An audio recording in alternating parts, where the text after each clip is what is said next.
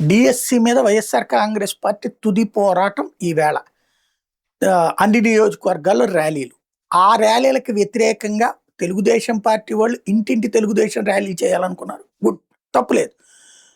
YCP తన బలాన్ని దీని ద్వారా నిరూపించుకోదలుచుకుంటే, తెలుగుదేశం తన బలాన్ని దాని ద్వారా నిరూపించుకోవాలనుకోవడం ద్వారా అది రాజకీయపరమైన ఎత్తుగడ. చాలా మంచి ఆలోచన. కానీ ఆ వంక పెట్టి ఇద్దరి కార్యక్రమాలు రద్దు చేయడం అంటే పోలీస్ అసమర్థత కిందకి రాదది, ప్రభుత్వ అసమర్థత కిందకు వస్తుంది. డిఎస్సి అంటే భయపడుతోంది అన్నటువంటి లెక్క వస్తుంది. ఏదైతే మొన్న అంబటి రాంబాబు చెప్పినటువంటి లెక్క ప్రకారం, ఏది ఇప్పుడు ఉద్యోగులకి ఇదే అందులో ఉన్నటువంటి దాని గురించి అధికారులు చెప్తున్న లెక్క తప్పు. అసలు ఇది ప్రభుత్వమే చేసిన కుంభకోణం.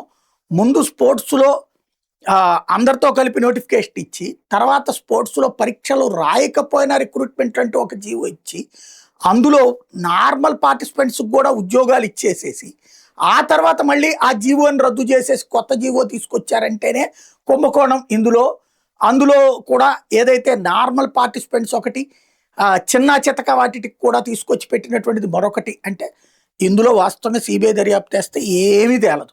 ఎందుకంటే జీవో ఆధారంగానే జరిగింది. అది రాజకీయ నిర్ణయం. రాజకీయ నిర్ణయానికి సంబంధించిన దాన్ని ఏ కోర్టులు ఏమీ చేయలేవు, ఏ సిబిఐ ఏమీ చేయలేదు. వాళ్ళు ఏదో అడుగుతున్నారు. పబ్లిక్ అయితే అది అర్థమైపోయింది, కానీ దాన్ని ఇంకా మార్చడం సాధ్యం కాదు. ఈవెన్ సుప్రీంకోర్టుకి వెళ్ళినా కూడా ఆ రిక్రూట్మెంట్స్ క్యాన్సిల్ జరగవు. ఎందుకంటే టెక్నికల్లీ ప్లాన్డ్ రిక్రూట్మెంట్ అది. కాబట్టి ఇక దాంట్లో చేయడానికి ఏమీ లేదు. ఆ నియామకాలు రద్దు చేయడానికి లేదు. న్యాయమూర్తులు ఎవరైనా అట్లాంటి ఆలోచనలు చేస్తారు, కొంతమంది అట్లాంటి స్పెషల్గా ట్రీట్ చేస్తారు.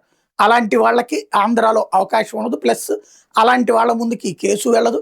ఇంకోటి, ఆంధ్రప్రదేశ్ విషయంలో ఏ న్యాయమూర్తి కూడా అట్లాంటి తెగింపుతో కూడినటువంటి స్టేట్మెంట్లు తీర్పులు ఇచ్చేటటువంటి అవకాశం లేదు.